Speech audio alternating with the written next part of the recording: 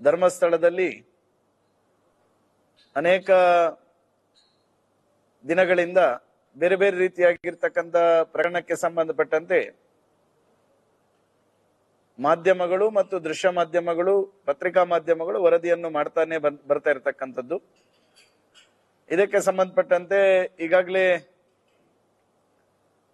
ರಾಜ್ಯ ಸರ್ಕಾರ SIT ಅನ್ನು ರಚನೆ ಮಾಡಿ ತನಿಖೆಯನ್ನು ಮಾಡತಕ್ಕಂಥ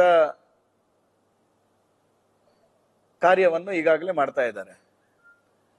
ಈ ನಡುವಿನಲ್ಲಿ ಈ ಕ್ಷೇತ್ರದ ಜನಪ್ರತಿನಿಧಿಯಾಗಿ ಯಾವುದೇ ಹೇಳಿಕೆಗಳನ್ನು ಕೊಡಬಾರದು, SIT ತನಿಖೆಯ ಹಂತದಲ್ಲಿ ಜನಪ್ರತಿನಿಧಿಯಾಗಿ ತನಿಖೆಗೆ ಡಿಸ್ಟರ್ಬ್ ಮಾಡಬಾರದು ಎನ್ನುವಂತಹ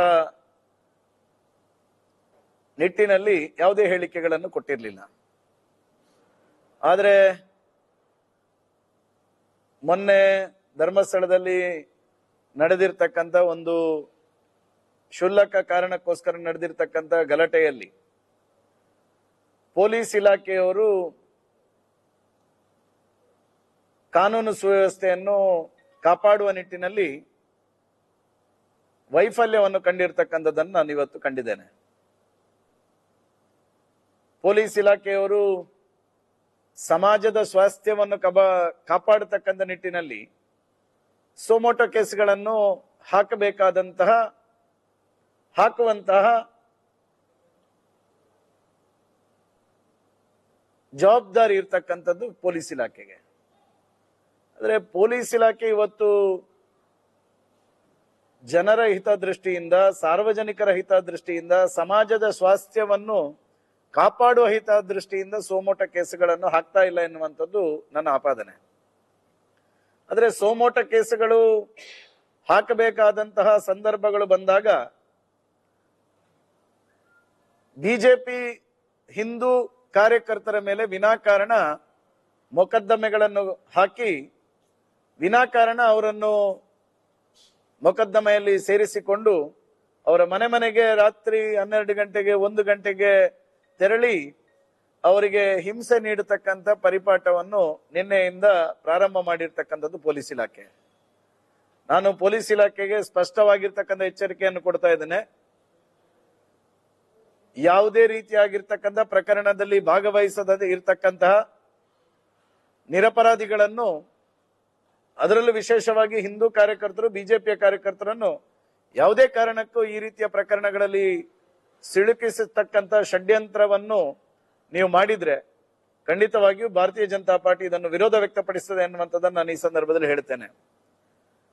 ಇವತ್ತು ಎಡಪಂಥೀಯ ಸಂಘಟನೆಗಳು, SDPI ಈ ರೀತಿಯ ಸಂಘಟನೆಗಳು ಹಿಂದೂ ಕಾರ್ಯಕರ್ತರ, ಬಿಜೆಪಿ ಕಾರ್ಯಕರ್ತರ ಹೆಸರು ಕೊಟ್ಟಿದ್ದಾರೆ ಎನ್ನುವಂತಹ ಮಾತುಗಳನ್ನು ಹೇಳಿ ಬಿಜೆಪಿ ಕಾರ್ಯಕರ್ತರ ಮೇಲೆ ಪೊಲೀಸ್ ಇಲಾಖೆ ದೌರ್ಜನ್ಯ ಮಾಡಲಿಕ್ಕೆ ಬಂದ್ರೆ, ಹಿಂದೂ ಕಾರ್ಯಕರ್ತರ ಮೇಲೆ ದೌರ್ಜನ್ಯ ಮಾಡಲಿಕ್ಕೆ ಬಂದ್ರೆ ಭಾರತೀಯ ಜನತಾ ಪಾರ್ಟಿ ಸುಮ್ಮನೆ ಇರೋದಿಲ್ಲ ಎನ್ನುವಂಥದ್ದನ್ನು ನಾನು ಈ ಸಂದರ್ಭದಲ್ಲಿ ಹೇಳ್ತೇನೆ. ನಾನು ಜಿಲ್ಲೆಯ ಪೊಲೀಸ್ ವರಿಷ್ಠಾಧಿಕಾರಿಯವರು ದಕ್ಷರಿದ್ದಾರೆ, ಪ್ರಾಮಾಣಿಕರಿದ್ದಾರೆ. ಅವರು ಈ ಜಿಲ್ಲೆಯಲ್ಲಿ, ಈ ತಾಲೂಕಿನಲ್ಲಿ ಕಾನೂನು ಸುವ್ಯವಸ್ಥೆಯನ್ನು ಹದ್ದಬಸ್ತಿಗೆ ತರತಕ್ಕಂಥ ಪ್ರಾಮಾಣಿಕ ಕೆಲಸ ಮಾಡ್ತಾರೆ ಅನ್ನುವಂಥ ನಂಬಿಕೆ ಇವತ್ತು ನನಗಿದೆ. ಜಿಲ್ಲಾ ಪೊಲೀಸ್ ವರಿಷ್ಠಾಧಿಕಾರಿಗಳಿಗೆ ನಾನು ಪತ್ರಿಕಾಗೋಷ್ಠಿಯ ಮೂಲಕ ನಾನು ತಿಳಿಸ್ಲಿಕ್ಕೆ ಇಷ್ಟಪಡ್ತೇನೆ. ವಿನಾಕಾರಣ ಭಾರತೀಯ ಜನತಾ ಪಾರ್ಟಿ ಹಿಂದೂ ಕಾರ್ಯಕರ್ತರ ಮೇಲೆ ಯಾವುದೇ ರೀತಿಯಾಗಿರ್ತಕ್ಕಂಥ ಈ ರೀತಿಯ ದೌರ್ಜನ್ಯಗಳು ನಡೆಯದ ರೀತಿಯಲ್ಲಿ ನೀವು ಎಚ್ಚರಿಕೆ ವಹಿಸಬೇಕೆನ್ನುವಂತ ಮಾತನ್ನು ಈ ಸಂದರ್ಭದಲ್ಲಿ ಹೇಳ್ತೇನೆ.